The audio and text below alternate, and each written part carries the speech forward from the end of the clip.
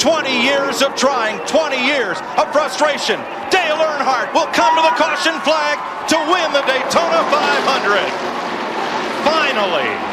Third-generation star Dale Earnhardt Jr. brings him to the flag. Checkered flag waving. It's over. It's Earnhardt. He's going to do it. He's going to win the race and the NASCAR Sprint Cup Championship. California's Kevin Harvick does it. You are the 2014 Sprint Cup champion. The 24-year-old from Dawsonville, Georgia, is about to join his father, Dawsonville, in elite company. Chase Elliott is a NASCAR Cup Series champion. Ah! Ring that sign, boys! Yeah! And the 1991 winner of the Daytona 500 is Ernie Irvan, the Morgan McClure Chevrolet.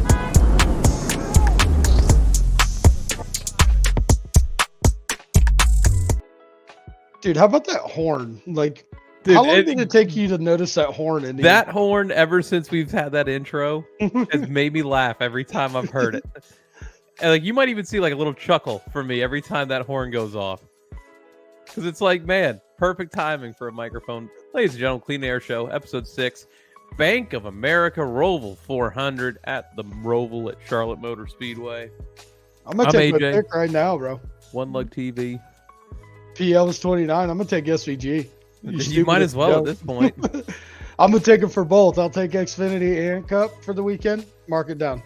So this is previously recorded, no live this week. I'm going to work tomorrow because we're catching up on all the hurricane cleanup. Phil, good to see you back. It's still on this side of the wall.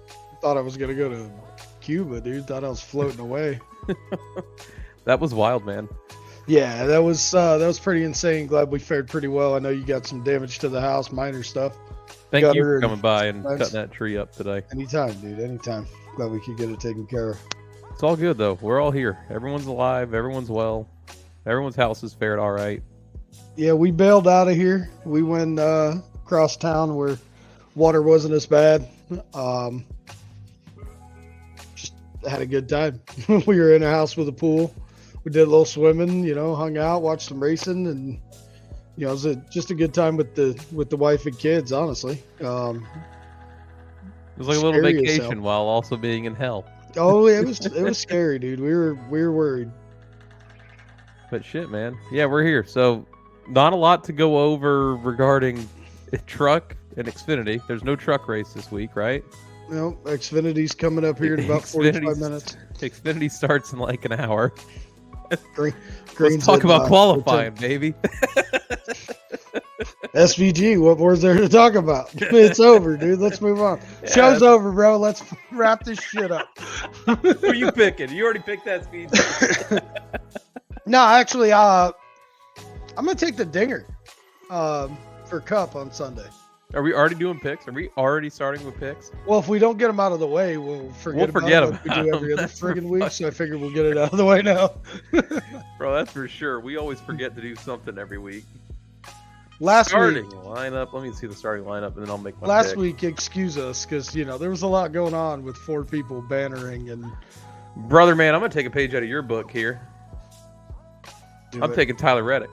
Do it. Good choice. Where's he starting? I know he was P2. up front. Yep. I was going to say, I know he was quick.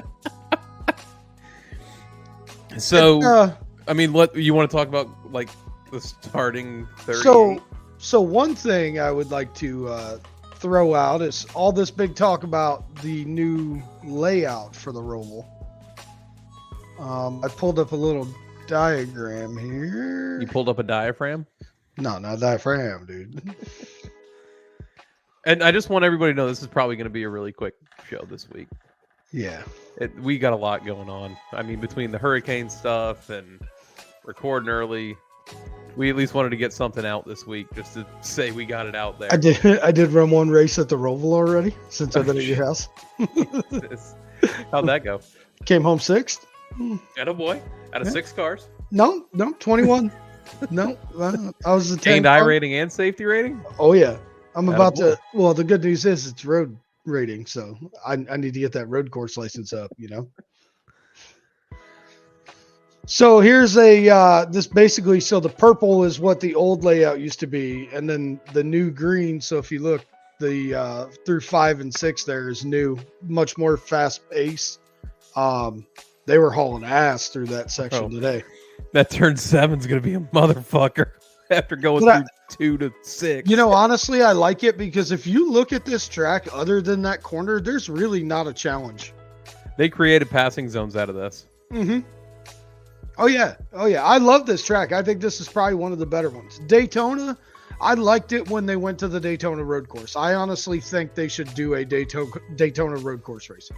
I agree. I think what's going to be weird is, first off, they come a little deeper now on that backstretch chicane. Yeah. But are they going to be able to change that trophy in time? Because didn't they just like put this layout in? You know how the trophy in the middle of it has the layout of the Roval? It's going to have the old Roval or the new Roval on the trophy. I'm sure it's CNC machine. They probably changed that real quick. It's not like a Martinsville grandfather clock where you'd be like, oh, shit. Have you ever seen one of those in person? I've not seen one of those in person. Absolutely gorgeous. I'm sure Hornaday had one. He had one, right? Yeah, I think he had 2. Fucking lucky bastard. Oh, dude, beautiful. Want it. But no, so that's the big thing this weekend they're all talking about is more, like AJ said, more passing zones. But they made a little bit more high speed, I think. It's going to put a little bit more driver skill into it. Like, I was watching qualifying a little bit ago. Did you see any of that? I did not. So McDowell and Briscoe, Letarte and Burton were talking about it. So they were running like a super soft setup. That's hard to say 3 times, dude. Super soft setup. Super soft setup. But they had a super soft rear end setup. So when they'd gas the car up, it would like rocket the freaking right front up off the ground. So in the corners, you'd watch the car and the car would be hooked up, but it would be doing this, like coming up off the right front would be bouncing up and down. Right. And they were talking about how it's got to be scrubbing off speed. Like they were quick, but they weren't near as quick of where they could have been because, you're just dragging that shit around. We'll get a good idea of it today with the Xfinity race, but that turn 7 is going to be wild right there. Honestly, I think Xfinity at the road courses, I like the fact that they have to drive the balls off those cars to get them to do anything. Oh, they're sideways out of the corner every time. Yeah. And most of the time, yeah, the Cup guys are one-handed, but it's a lot easier to go bump than it is to reach over and search for a third gear, Yeah. I think, in all honesty, this is going to sound really bad, and this is Phil's opinion. This is nobody else's opinion. I think the Cup cars are too easy to drive. Yeah, I was watching, we were talking about this earlier. We watched Garrett Stapleton 42's video Mayfield. with Jeremy Mayfield. And I thought Mayfield put it into such a great perspective that the racing changed when they tried to make everything the same and the cars go the same speed, and they took the engineers out of the equation. Everybody's the same speed. They got the same car, the same parts. There's no ingenuity anymore. That Xfinity car right now is the last real generation of race car. Right.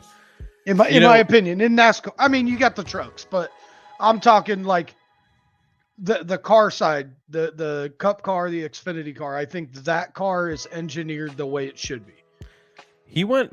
Jeremy Mayfield went into a little bit more in depth on this, and he was like, for an example, him and Rusty Wallace. Rusty likes his car a certain way. He likes the way a different feel is, different drive. Yeah, what was it? The body on Rusty's car was set back 4 inches further than Jeremy's. Right. And it made the car looser. And Jeremy said when they tried it with his, he couldn't drive it. Jeremy liked the complete opposite. And it was more comfortable for him. And they accomplished the same goal of going fast. Like there wasn't this huge disparity. Like he said, they were always right together. It wasn't like they were far apart at certain tracks. They'd go everywhere, and those two cars were top 15, top 20, call it top 15, top 10 every weekekend. I think he got a bad rap. Rusty couldn't go into Jeremy's car and be fast, and Jeremy couldn't go into Rusty's car and be fast. I'll throw it out there now. Unpopular opinion. I think Jeremy Mayfield got absolutely fizzed in that deal. Which one, though? All of them. All of the above. Because Penske was a rough deal. Evernham was a rough deal. Penske, I think, so the deal with the Penske thing was kind of hard because he got thrown into that deal when Penske acquired his other team. Right. So he was driving for the 37 car, which was Cranifus, that owned Indy cars. They were sponsored by the Little Caesars. Right. And then I think it was Kmart and something else, Kmart and Little Caesars. And they acquired that car and merged them together. I'll turn that off, sorry. And when they did, he just kind of got thrown in there. Was it a bad thing? Hell no. I mean, No, I think probably elevated his career, if anything. Oh, it skyrocketed it, dude. I mean, the thing with Earnhardt is what put him on the map. Yeah, I was gonna say, when you get the bird flipped by you by Earnhardt, you did something either right or wrong, but you're still being acknowledged. So I can tell you 100%. I have personally spent time with Jeremy Mayfield in that time period as well. So I spent a weekend with Jeremy Mayfield and Tony Stewart in Massachusetts. They were getting motorcycles made by Dave Perowitz, who made all the custom choppers and stuff for those guys. And my uncle did paint work for him. So like if he needed a color mixed and he couldn't get it or something, he'd come to my uncle, and my uncle and I would go in the paint shop and try to work up a badass color. So Mayfield and Stewart were both getting bikes done, and they used to have a bike night. Like it was like every other Friday or something at his shop. Dude, it was like a strip club. I swear to God, it was just girls everywhere. And like free stuff, there, like free beer, whatever you wanted was there, and it was just a big party. So I show up to this one, and it was on a Saturday, and it was a 2-day show, and it was Saturday and Sunday, and Mayfield was there. And him and I were riding around in a Jeep out in the woods, and then they ended up blowing the Jeep up with tannerite, and like, yeah, like you're in rural Massachusetts, you know, we're not in like the city part of Mass, you know? Yeah. And dude, it was just a good time. And then shortly thereafter, I mean, I lived up there in 2008. When did that stuff come out? That was 2006, right? Yeah. No, because he would have still been in Cup. He would have still been driving for... Remember he had that suspension or whatever happened. I think that was 05 or 06. Let me see. Fun fact about Jeremy Mayfield, first Cup driver I ever met. Really? Atlanta 2003, hospitality event through Goodyear. The only thing I remember from it is Jeremy opened up things with like a question and answer thing, and me being just some random little kid who didn't know any better thought that, you know, raising my hand meant I could go up there and get an autograph and a picture with him. So he calls on me, and I just walk right on up there and ask for an autograph and a picture, and he happily did it. I mean, just cool as can be. Yeah, I met him a few times when I was a kid up there in New Hampshire at races and stuff in Daytona. So 2009. What did his career go to? So he was at Penske. He went to Evernham. That's right, because Sadler took over the 19, right? So to start, he made his Cup debut in 93, driving the number 95 Earl Sadler car. You remember that car? It was always Shoney's and whatever. Yep. Then he resumed his role as the sheet metal man for that team in 1995. So he stopped driving and became a sheet metal guy. Yep. So he drove that car in 94 running for Rookie of the Year. But, I mean, 94 Rookie of the Year was that was a stacked group, dude. That was like Jeff Burton and a couple other people. Gordon was in that too, wasn't he? 94? Gordon was 93, wasn't he? Was Gordon 93? Gordon's first win was 94 at the Coke 600. That's what it was. 93, he was Rookie of the Year. But then he ran for Cale Yarborough in the 98 car. That was Fingerhut and RCA. Remember that one? I do remember that one. And then him and John Andretti switched cars, and Andretti went to that 98 car, and he took over that Michael Cranafis and Carl Haas team. Cranafis Haas, that was the no relation to Gene Haas, different Haas, but they were the IndyCar guys. Can I give you the 1994 Rookie of the Year standings? It was a stacked group, wasn't it? Jeff Burton won it, driving the 8 car. Yep. Steve Grissom finished second, Driving the 29 41. car. Okay, Meineke car, yeah. Joe Nemechek finished third in the 41. Yep. John Andretti fourth, driving the 14 and the 43. Mike Wallace fifth in the 90 and the 66. Ward Burton in the 31. That was that old Hardee's car, dude. Jeremy Mayfield in the 95, 02, and 98 cars. And then Loy Allen Jr. in the 19. Dude, that's a hell of a Rookie of the Year group.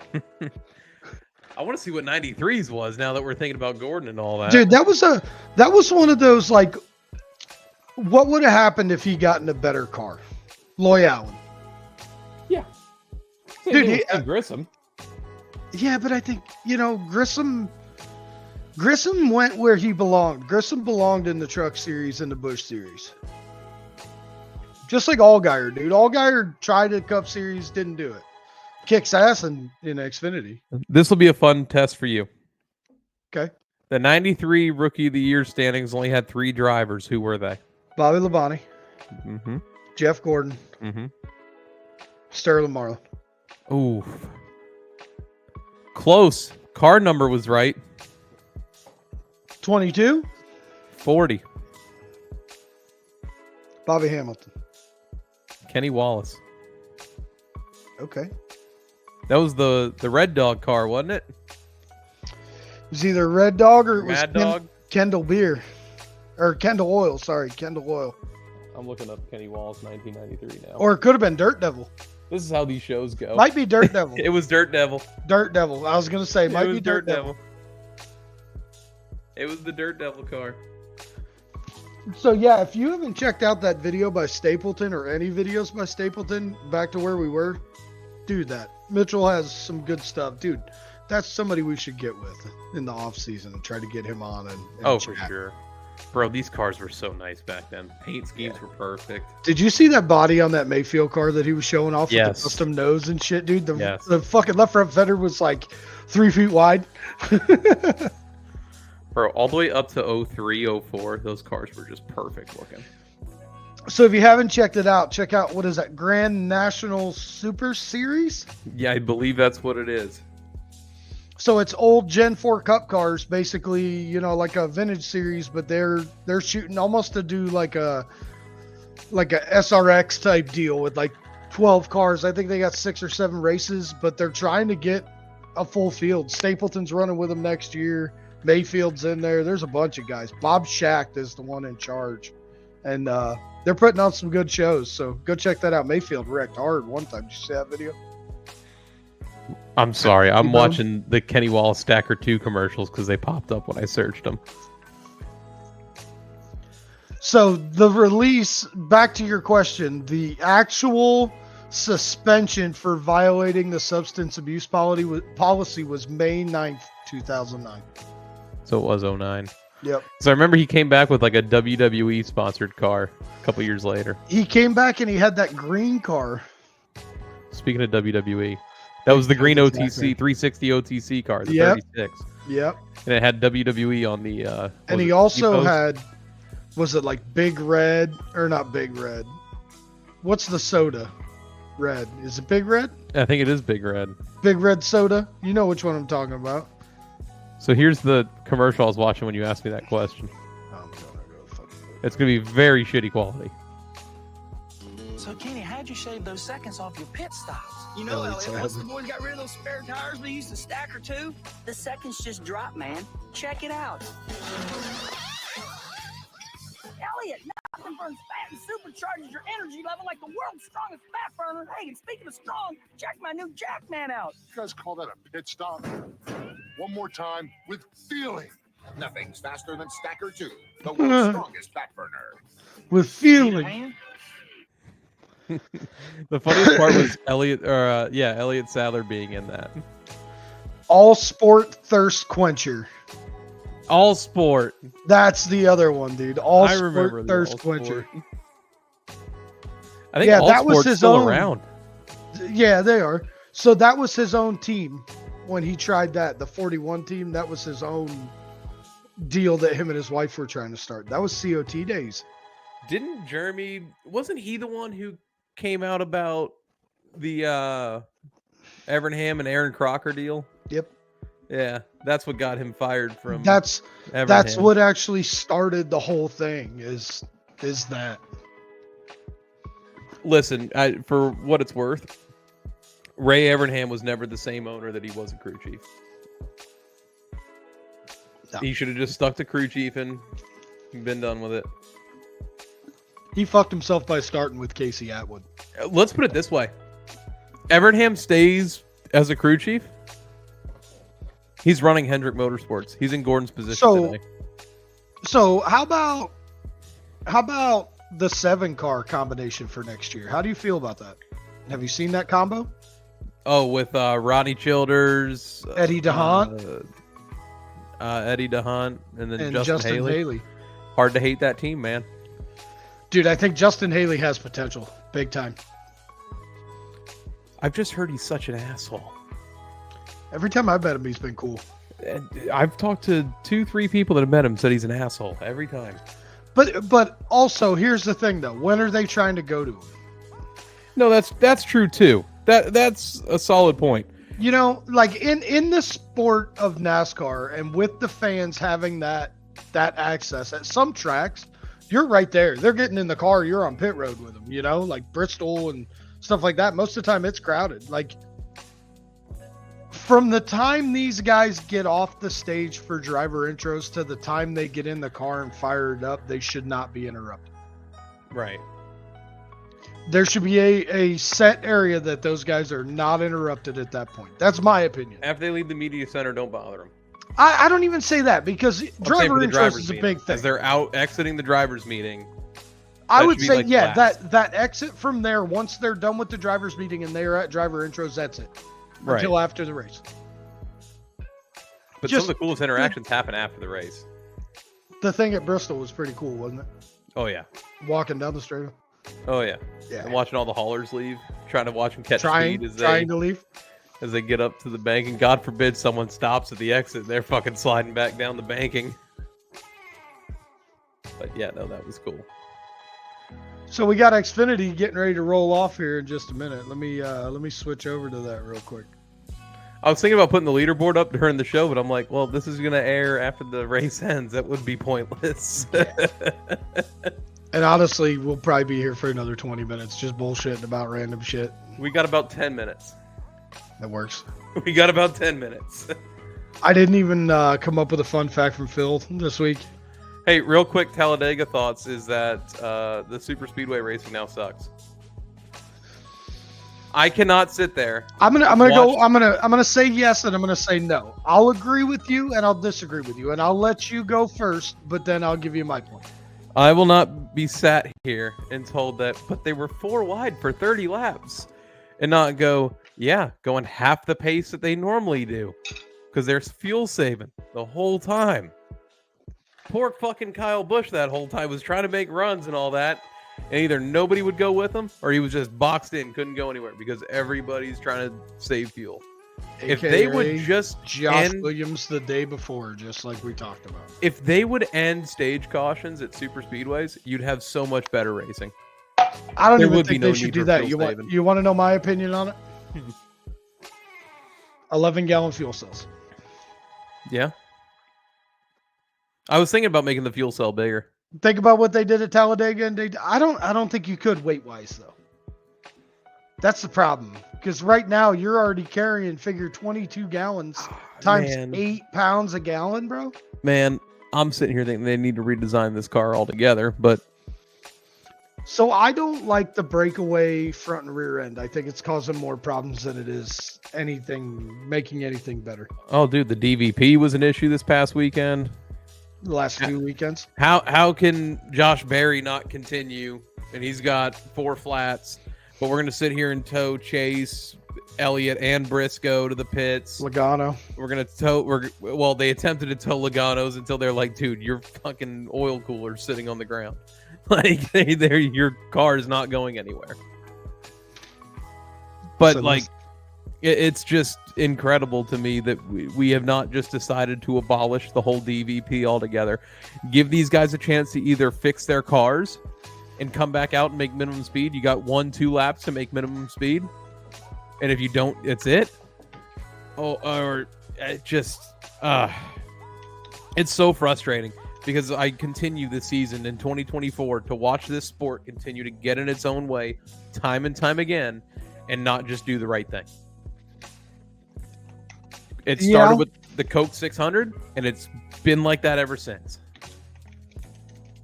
And if you don't remember the Coke 600 where they canceled the rest of the race because they said the track was too humid to get dry, and I'm visibly seeing pictures after they pulled the Air Titans and the jet dryers off of the track looking bone dry.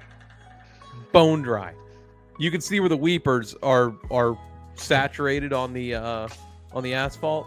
After Larson made dry. Such an effort to get there too.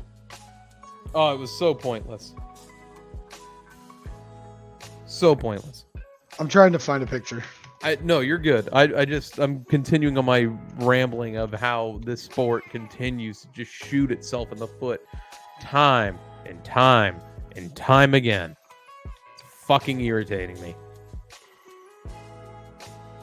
Dude, I just saw this photo this week and now I can't find the damn thing. What was it of? The reason we should get rid of the DVP. Was it Mark Martin's 6 car? Nope. I mean, if you had the DVP, Eric Jones wouldn't have won the shootout, the clash or whatever. Kurt Busch never would have won the 500. Kurt Busch would have never won the 500. Those are solid. Those are solid ones. While you're looking for that, I guess I'll go through the starting lineup for today. Yeah, they're rolling literally right now. Well, today as in tomorrow. Tomorrow.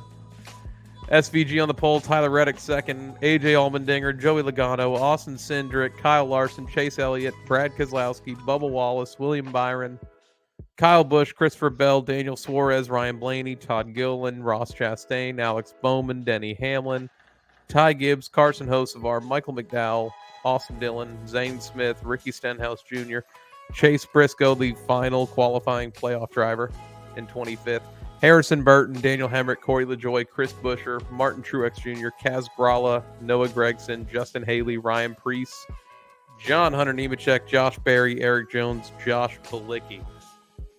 The pole speed was 99 miles an hour, 99.2. Time-wise, 82.704. Josh Bilicki is actually driving for Joe Gibbs today in the Xfinity Series. Well, I hope that car's faster than whatever the fuck he brought to Bristol.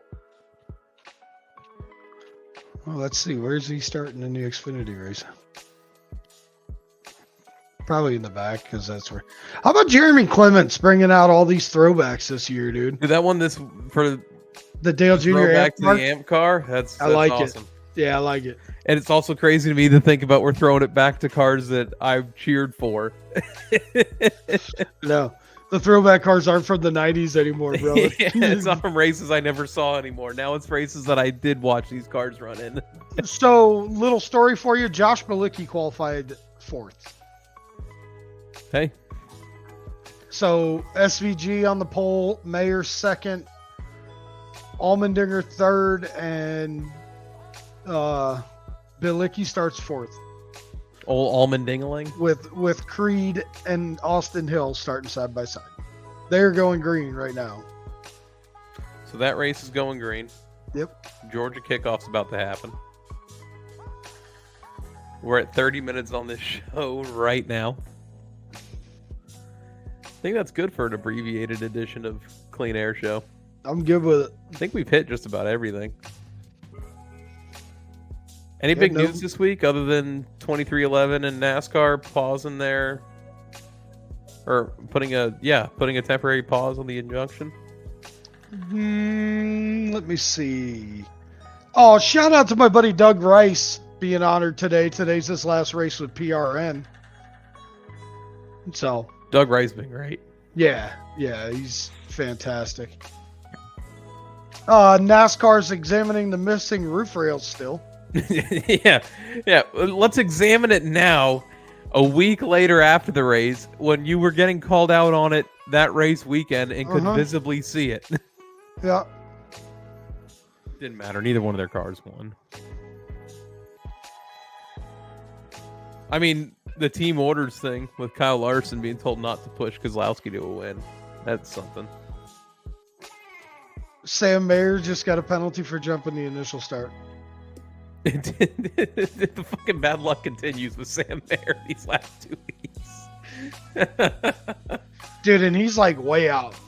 Like it's not even close. 10, 12 car lengths out on SVG, bro. Like right now after a lap, he's like way out there. How do you beat SVG at a road course? Well, you just jump the fucking start on him. Well, like there's a restart zone. Like there's white lines. You're supposed to fire in those white lines. It is no different than the regular Charlotte race either. No, it is actually. They is have the actually restart zone different? Yeah, they're not going down the front stretch on restarts now. Oh, they're going through the chicane? Going through the chicane. So the line is in the first part of the chicane where they make the right is the first zone. And then as they make the left onto the front stretch at the start finish line, that's the second. Well, they won't be bitching about fuel saving then this week. Nope. But, all right. You guys. All right. Everybody, thanks Make for being sure- patient. Hope everybody stayed safe this week. Absolutely. Make sure you follow Clean Air Show on YouTube, Twitter, and Facebook. Search in the search bar Clean Air Show. Make sure you subscribe and follow us and Where are we at next week? help us grow. Vegas. We're going to be gambling in Las Vegas, and I actually have like a normal scheduled week this week. So Hopefully the week after. hopefully we're down in Homestead. That's still in the works. We can do this on our phones, right? We could. It'd be a little difficult. So my thought process is anything that we can take video-wise, recording-wise in Homestead, Maybe we do a we can midweek post show or something. during the week. Yeah. You know?